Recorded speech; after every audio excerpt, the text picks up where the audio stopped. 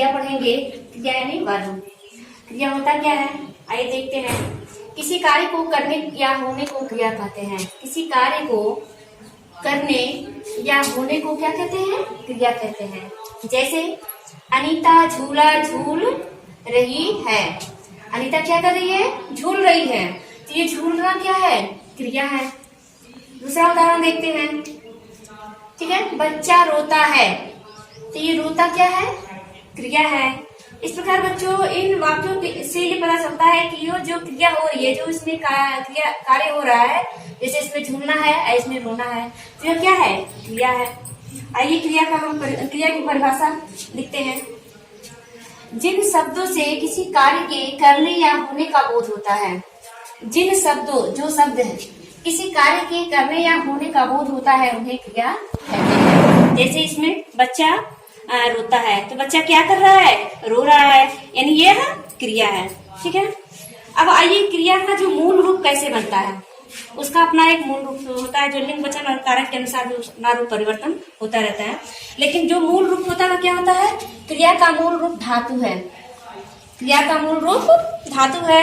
लिंग, काल और अवस्था के अनुसार क्रिया का रूप बदलता रहता है। लिंग, वचन और कार्य और अवस्था के अनुसार जो है क्रिया का रूप बदलता है। धातु के साथ जो है ये ना प्रत्यय जोड़ करके क्रिया बनाई जाती है। धातु के साथ ना प्रत्यय जोड़ करके क्रिया बनाई जाती है। जैसे जाग, उठ, बैठ, रुक, सो, हंस, ये क्या है, धातु रूप है, ये धातु है।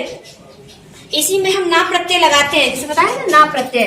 प्रत्यय आप जानते हैं, प्रत्यय का मतलब होता है किसी शब्द के साथ किसी शब्द के पीछे जो शब्द जुड़ता है, जो अक्षर जुड़ते हैं, वह उसका प्रत्यय हो जाता है, जिससे उसके अर्थ में परिवर्तन या विशेषता आ जाती है। जैसे जाग का अगर ना प्रत्यय जोड़ते हैं तो क्या होता है, जागना। उठ में ना प्रत्यय जोड़ते हैं तो क्या होता है, उठना। बैठ में ना प्रत्यय जोड़ते हैं तो क्या होगा, बैठना। रुक में ना प्रत्यय जोड़ेंगे तो क्या हो जाएगा, रुकना। सो में ना प्रत्यय जोड़ेंगे तो क्या हो जाएगा, सोना। हंस में ना प्रत्यय जोड़ेंगे तो क्या हो जाएगा, हंसना। इस प्रकार क्रिया का मूल रूप क्या होता है, धातु रूप होता है, जिसमें ना प्रत्यय जोड़ने से उसका जो है जो मूल रूप होता है वह क्रिया में परिवर्तित हो जाता है। आइए हम लोग क्रिया के भेद पढ़ते हैं। Kinds of verb. अब क्रिया के दो भेद होते हैं। क्रिया के दो भेद होते हैं, कर्म के आधार पर क्रिया और प्रयोग या संरचना के आधार पर क्रिया। कर्म के आधार पर क्रिया के भेद, क्रिया के कितने भेद होते हैं, दो। पहला है कर्म के आधार पर, दूसरा है प्रयोग या संरचना के आधार पर। तो पहले हम लोग कर्म के आधार पर पढ़ेंगे। किसके आधार पर, कर्म के आधार पर। कर्म के आधार पर भी क्रिया दो प्रकार की होती है। कर्म के आधार पर भी क्या होती है, क्रिया दो प्रकार की होती है, अकर्मक क्रिया और दूसरा सकर्मक क्रिया, ठीक है। तो ये किसके आधार पर है, कर्म के आधार पर। कर्म के आधार पर क्रिया दो प्रकार की होती है, अकर्मक क्रिया और सकर्मक क्रिया। जो दूसरा भेद है प्रयोग या संरचना के आधार पर, इसके आधार पर जो है क्रिया जो है 5 प्रकार के होते हैं। कितने प्रकार के होते हैं, 5। कर्म के आधार पर 2 प्रकार के, सकर्मक क्रिया और अकर्मक क्रिया।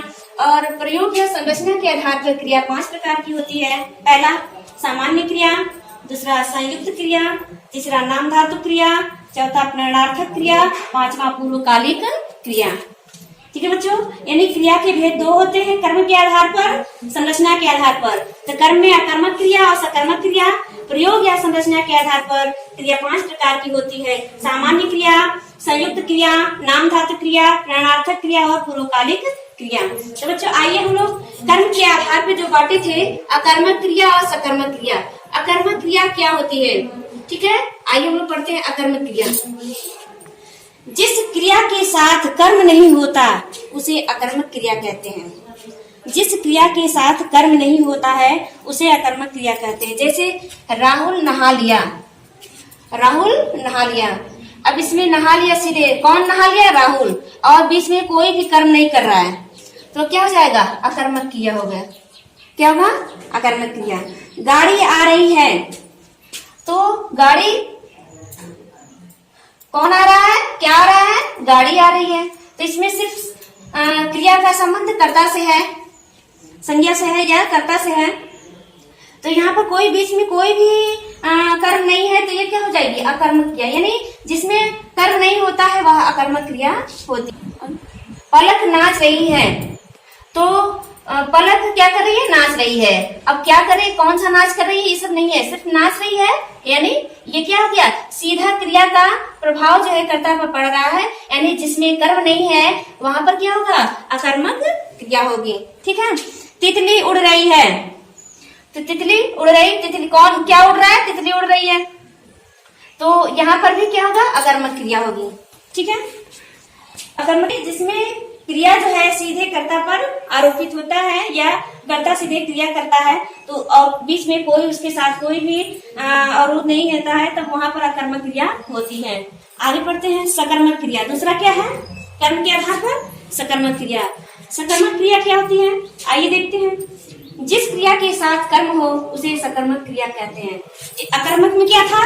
जिसमें कर्म ना हो वह अकर्मक क्रिया है, और जिसमें कर्म हो उसे सकर्मक क्रिया कहते हैं। जैसे स्पर्श ने पौधे को पानी दिया, तो स्पर्श ने पानी दिया नहीं ना है, स्पर्श ने पौधे को, ये क्या है? कर्म है।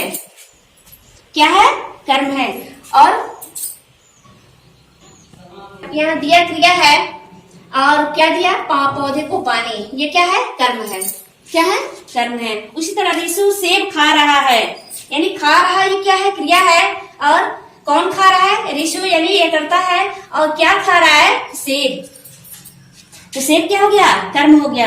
यानी जिस क्रिया के साथ कर्म हो उसे सकर्मक क्रिया कहते हैं। जिस क्रिया के साथ कर्म हो उसे सकर्मक क्रिया कहते हैं। यहाँ पर जैसे ऋषु सेब खा रहा है, ऋषु खा रहा है। अब जब पूछेंगे कि क्या खा रहा है, तो सेब खा रहा है, तो वहां पर क्या? सेब क्या हो जाएगा? कर्म हो जाएगा। ठीक है। पूजा ने फूल तोड़े, अगर ये रहता है पूजा ने तोड़े, तो ये क्या? अकर्मक क्रिया हो जाएगी। इसमें फूल आ गया, फूल क्या हो गया? कर्म। फूल क्या हो गया? कर्म। पूजा ने फूल तोड़े। ठीक है। तो जिस क्रिया के साथ कर्म हो, यानी फूल तोड़े, ये दोनों साथ में हो, तो यह सकर्मक क्रिया होगी। ठीक है। अब देखिए सकर्मक क्रिया के भेद, इसके भी भेद होते हैं दो। सकर्मक क्रिया के भी दो भेद होते हैं। पहला, एक कर्मक क्रिया, जिसमें एक कर्म जुड़ा हो, जिसमें एक कर्म जुड़ा हो। जिन क्रियाओं में एक कर्म होता है उसे एक कर्मक क्रिया कहते हैं। एक कर्मक क्रिया का मतलब क्या होता है? जिन क्रियाओं में एक कर्म होता है उसे एक कर्मक क्रिया कहते हैं। जैसे राहुल ने पौधा लगाया, राहुल ने क्या लगाया? पौधा। एक कर्म है, यहाँ पर एक कर्म है ना। राहुल ने पौधा लगाया, यानी पौधा एक कर्म कर रहा है, तो ये क्या हो गया? एक कर्मक क्रिया हो गई। अब द्विकर्मक क्रिया किसे कहते हैं? जिन सकर्मक क्रियाओं में दो या दो से अधिक कर्म होते हैं। द्विकर्मक मीन्स जिन सकर्मक क्रियाओं में दो या दो से अधिक कर्म होते हैं उन्हें द्विकर्मक क्रिया कहते हैं। यानी ये कर्म जो है दो होगा, तो वहां पर द्विक्रिया, दो कर्मक क्रिया होगी। जैसे राजा ने गरीबों को कपड़े बांटे, राजा ने गरीबों को कपड़े, यहाँ पर देखिए दो कर्म है, गरीबों को और कपड़े। राजा ने बांटे, क्या बांटे? कपड़े गरीबों को। यहाँ पर दो कर्म हो गया, दो कर्म है ना, बीच में दो कर्म। राजा ने बांटे, तो क्या बांटे? कपड़े किसको? गरीबों को। तो यहाँ पर दो कर्म हो गए, इसलिए यह द्विकर्मक क्रिया कही जाएगी। तनु ने मनु को पुस्तक दी। अब तनु क्या है? ये करता है, और ये दी क्रिया है। तनु ने दी, क्या दी? पुस्तक। किसको? मनु को। दो कर्म दिखाई दे रहा है ना, इसलिए यह द्विकर्मक क्रिया कही जाएगी। ठीक है। आगे हम लोग पढ़ेंगे प्रयोग या संरचना के आधार पर क्रिया। तो हमने बताया था आपको पहले कि प्रयोग या संरचना के आधार पर क्रिया कितने प्रकार की होती है? 5 प्रकार की। सामान्य क्रिया, संयुक्त क्रिया, निर्णायक क्रिया, नामधातु क्रिया, पूर्वकालिक क्रिया। आइए हम लोग सामान्य क्रिया के बारे में पढ़ते हैं। सामान्य क्रिया क्या है? सामान्य क्रिया जहाँ किसी वाक्य में एक ही क्रिया हो, किसी वाक्य में एक ही क्रिया हो, क्रिया कितनी हो? एक हो, वहां पर सामान्य क्रिया, उसे हम क्या कहते हैं? सामान्य क्रिया कहते हैं। जैसे बस गई, गई एक क्रिया है। चोर भाग गया, भाग गया। वर्षा हुई, यानी एक क्रिया। इससे यह दिखाई दे रहा है कि इसमें एक क्रिया हो रही है और एक सामान्य क्रिया हो रही है, तो वो क्या होता है, सामान्य क्रिया कही जाती है। आइए दूसरा देखते हैं, संयुक्त क्रिया। संयुक्त क्रिया क्या होती है? जब दो या दो से अधिक क्रिया शब्द क्रिया का बोध कराते हैं तो वह संयुक्त क्रिया कहलाती है। यानी दो या दो से अधिक क्रिया शब्द, यानी दो उसमें क्रिया रहेगी तो वह क्रिया का बोध करा रहे हैं, उसी कार्य का बोध करा रहे हैं, वहां पर संयुक्त क्रिया कहलाती है। जैसे राहुल बाजार चला गया, दो क्रिया का बोध हो रहा है ना। एक ही कार्य को करने, एक ही वाक्य को पूरा करने के लिए दो क्रिया का प्रयोग किया गया है। चला भी क्रिया है और गया भी क्रिया है। यानी जब दो या दो से अधिक क्रिया शब्द क्रिया का बोध कराते हैं, एक ही कार्य का बोध कराते हैं, वहां पर संयुक्त क्रिया होती है। ठीक है, उसने गृह कार्य कर लिया। अब देखिए, कर और लिया दो क्रिया है, दोनों क्रिया मिल करके एक वाक्य को कर रहे हैं, एक कार्य को कर रहे हैं। उसने गृह कार्य कर लिया, यानी कर भी क्रिया है और लिया भी क्रिया है। तो इस प्रकार जो है दो या दो से अधिक क्रिया का बोध जब कराया जाता है, वहां पर संयुक्त क्रिया कहलाती है। ठीक है बच्चों, सामान्य क्रिया में क्या होता है, एक क्रिया होती है और संयुक्त क्रिया में दो या दो से अधिक क्रियाएं होती है। आइए हम लोग प्रेरणार्थक क्रिया प्रेरणार्थक क्रिया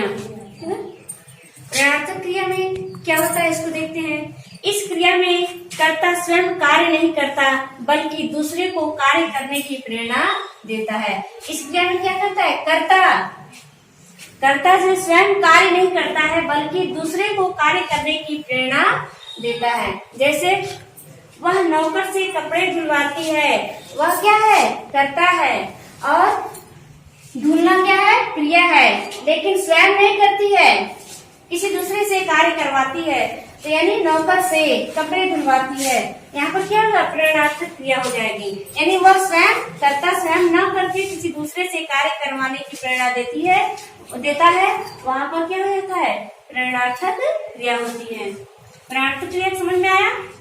जिस क्रिया में कर्ता स्वयं कार्य नहीं करता बल्कि दूसरे को कार्य करने की प्रेरणा देता है, वहाँ पर प्रेरणार्थक क्रिया होती है। जैसे वह नौकर से कपड़े धुलवाती है, तो धुलवाती है नौकर से, यानी प्रेरणा देती है नौकर को। मैंने राहुल से पानी मंगवाया, स्वयं कर्ता नहीं करता है, वह राहुल से कार्य करा रहा है, यानी यहाँ पर क्या हो जाएगा, प्रेरणार्थक क्रिया होगी। मंगवाया, धुलवाया या करवाया, ये क्या है, प्रेरणार्थक क्रिया है। आइए तीसरा हम लोग पढ़ते हैं क्रिया जो संरचना के आधार पर है, नाम धातु क्रिया। नाम धातु क्रिया क्या होती है, जो क्रियाएं संज्ञा, सर्वनाम, विशेषण आदि शब्दों से बनाई जाती है। यानी जो क्रिया संज्ञा से बनाई जाती है, सर्वनाम से बनाई जाती है, विशेषण आदि से बनाई जाती है, उन्हें नाम धातु क्रिया कहते हैं। जैसे किराएदार ने मकान हथिया लिया। अब देखिए हथिया, ये हथिया क्या है, हथिया लिया, यानी हाथ क्या है, संज्ञा है, और उससे क्या बन गया, क्रिया बन गई। हाथ क्या है, संज्ञा है, और उससे जो है क्रिया बन गई हथिया। यानी जिस क्रिया में, यानी जो क्रिया संज्ञा, सर्वनाम, विशेषण आदि शब्दों से बनाई जाती है, ये संज्ञा है हाथ, और उसको हथिया लिया यानी क्रिया बना दिया, तो हथिया जो है क्या हो गया, ये जो है नाम धातु क्रिया है। कौन सी क्रिया है, नाम धातु। शंकर ने बेटे को अपना लिया, अपना क्या है, विशेषण है, नहीं सर्वनाम है, अपना क्या है, सर्वनाम है। तो अपना यहाँ क्रिया बन गया कि नहीं, अपना से अपना लिया, यानी यहाँ क्रिया हो गई, तो यहाँ पर ये क्या हो गया, सर्वनाम क्रिया हो गया। यहाँ बोल रहा है ना संज्ञा सर्वनाम, तो ये सर्वनाम हो गया, सर्वनाम से बनाया गया क्रिया है, इसलिए यह क्या हो गया, नाम धातु क्रिया, यानी नाम के आधार पर उसकी क्रिया बनाई गई है। बुढ़ा सठिया गया। अब देखिए सठिया, साठ जो क्या होता है, विशेषता है, साठ यानी एक तरह की विशेषता है। तो इसमें जो विशेषण है उसको क्या कर दिया, क्रिया बना दिया। वृद्धा सखिया गया, यानी ये क्रिया हो गया। ठीक है, समझ में आया। नाम धातु क्रिया का मतलब क्या है, जो क्रियाएं संज्ञा, सर्वनाम, विशेषण आदि शब्दों से बनाई जाती है उसे नाम धातु क्रिया कहते हैं। जैसे संज्ञा शब्द कोई है, उस जैसे यहाँ हाथ दिया है तो हथिया लिया, अपना अपना लिया, साठ सठिया लिया या सठिया लिया। ठीक है, इस प्रकार नाम धातु क्रिया हम लोग समझ गए। अगला पढ़ेंगे पूर्वकालिक क्रिया। पूर्वकालिक क्रिया क्या होती है, आइए जानते हैं। जो क्रियाएं वाक्य में मुख्य क्रिया से पहले आती है वह पूर्वकालिक क्रिया कहलाती है। जो क्रिया वाक्य में मुख्य क्रिया से पहले आती है उसे पूर्वकालिक क्रिया कहते हैं। जैसे राजू पानी पीकर चला गया। चला गया क्या है, मुख्य क्रिया है। राजू चला गया। अब एक और कार्य किया, पीकर, पानी पी करके, तो क्या है, मुख्य क्रिया से पहले आई हुई क्रिया। चला गया, जाने से पहले क्या किया, पानी को पिया, तो ये तो मुख्य क्रिया है। इसके पहले जो क्रिया कर रहा है, पी करके, पानी पी करके, वहां पर क्या होगा, पूर्वकालिक क्रिया होगी। क्या होगी, पूर्वकालिक क्रिया होगी। अनीता कपड़ा धोकर सुखा रही है। अनीता क्या कर रही है, सुखा रही है। क्या करके, कपड़ा धो करके। तो धो करके ये क्या हो गया, पूर्वकालिक क्रिया हो गया। क्या हो गया, पूर्वकालिक, यानी जो कार्य कर रही है, सुखा रही है, मुख्य क्रिया के पहले जो उसने कार्य किया, उसने धोआ, उस क्रिया को हम क्या कहते हैं, पूर्वकालिक क्रिया कहते हैं। इस प्रकार बच्चों मैंने आपको क्रिया के भेद समझाने का प्रयास किया और आप इसको अच्छी तरह से पढ़िए, समझिए और उसे कॉपी पर राइट करके फिर से उसको दोहराइए और याद कर लीजिए। ठीक है।